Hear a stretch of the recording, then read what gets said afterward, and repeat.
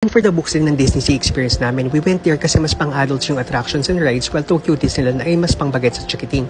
Guys, no joke, kailangan kondisyon ng mga paa nyo sa lakaran at mahabang pila.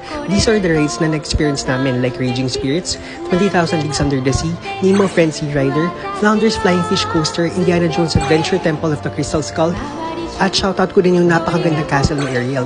Roughly naka 7 to 8 rides kami. Sulit na rin kasi napakalaki ng theme park. Come on to the seas of adventure and imagination. Thank you, Disney Sea!